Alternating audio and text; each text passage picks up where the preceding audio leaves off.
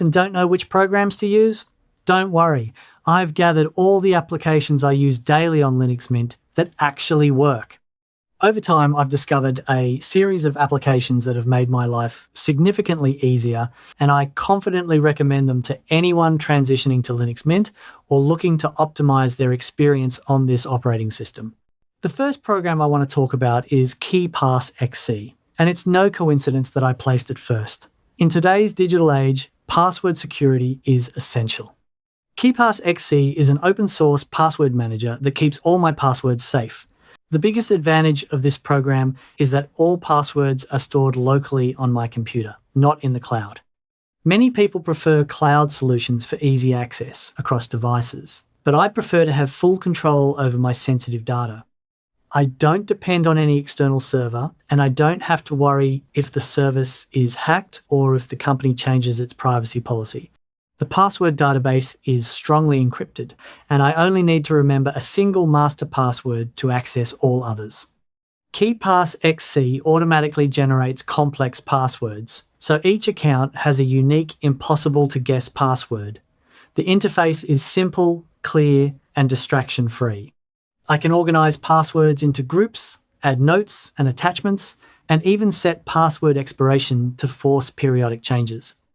Screenshot is a program that comes pre-installed on Linux Mint, and it does exactly what the name suggests, a tool for taking screenshots. Some might say it's a basic program, but for me, it's essential in my daily workflow.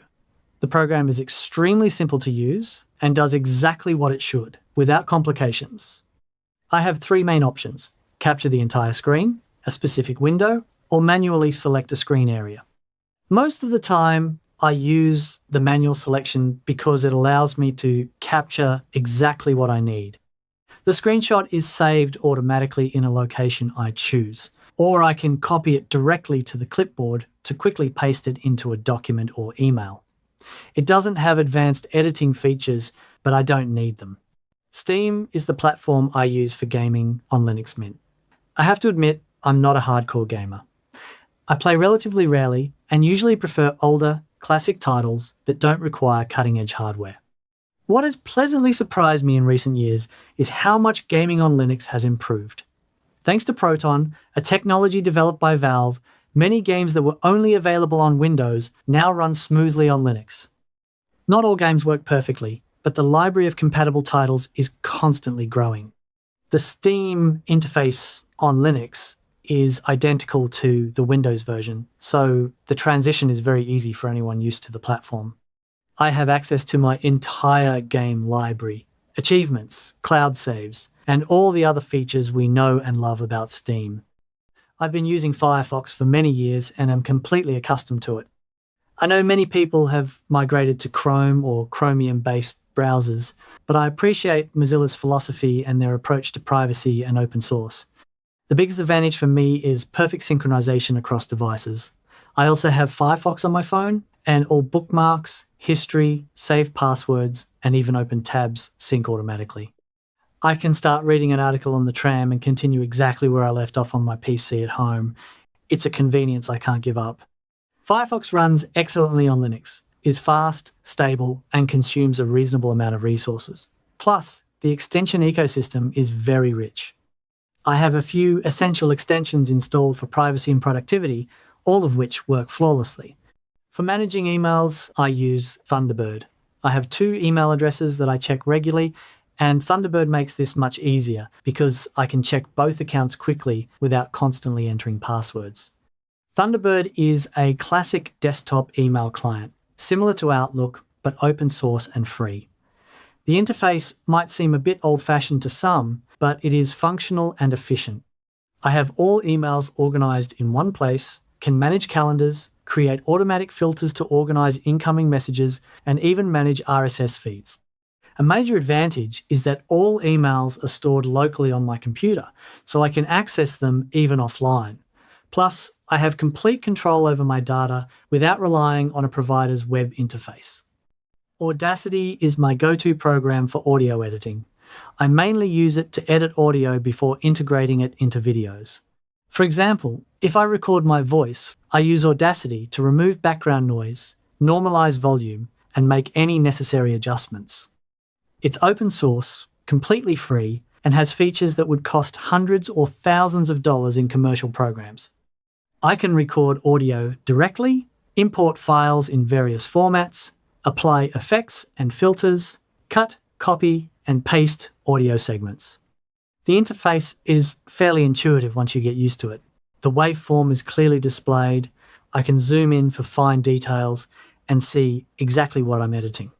For my needs, Audacity does everything I require and more. Kdenlive is the simplest yet most powerful video editor I've used on Linux. I edit all my YouTube videos with it, including the one you're watching now. I've tried other Linux video editors, OpenShot, Shotcut, DaVinci Resolve, but I always return to Kdenlive. The interface is well organized, with a clear timeline, visible preview, and all effects and transitions at hand. It's not complicated for beginners, yet offers enough power and flexibility for more complex projects. I can work with multiple video and audio tracks, apply effects and color correction, add titles and transitions, control clip speed, and more.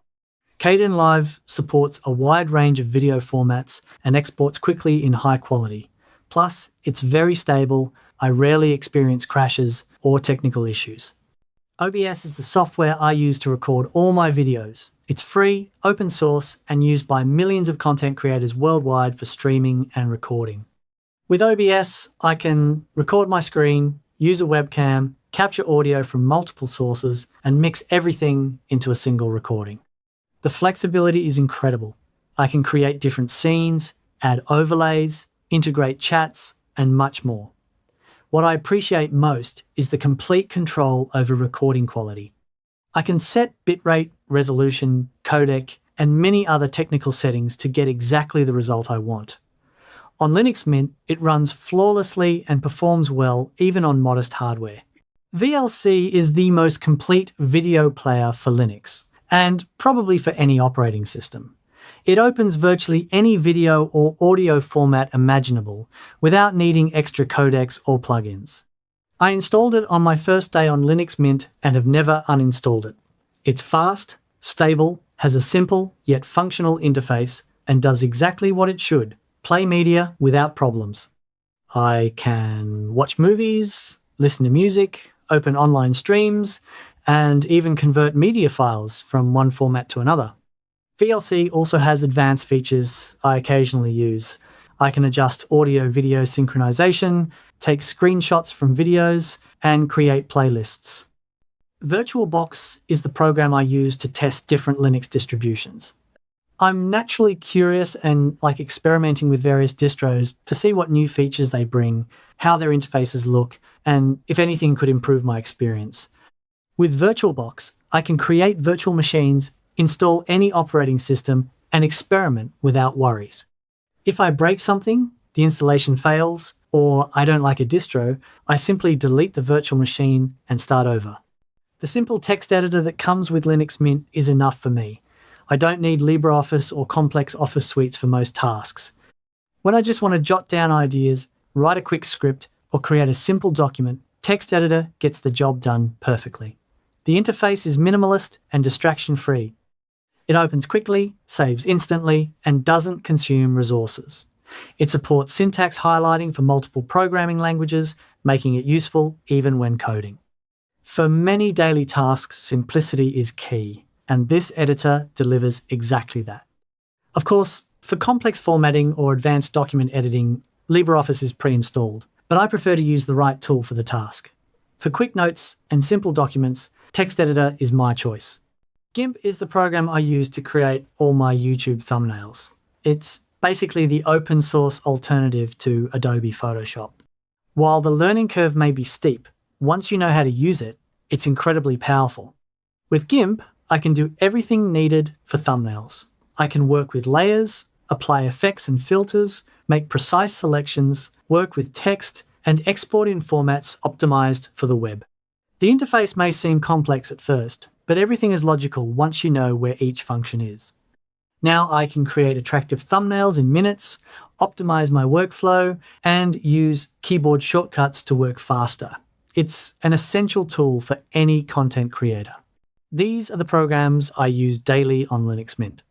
Each has its specific role in my workflow, and together they form a complete ecosystem that allows me to be productive, creative, and efficient. What I appreciate most about these programs is that most are open source, free, and respect user privacy. I'm not dependent on monthly subscriptions, and I don't have to worry about licenses or companies suddenly changing policies. Linux Mint, together with these applications, has shown me that you don't need expensive proprietary software to be productive. With the right tools and a little patience to learn, you can accomplish anything. If you enjoyed this video, leave a like, subscribe for more tutorials and guides on Linux Mint and open source software, and don't forget to click the bell so you don't miss future videos.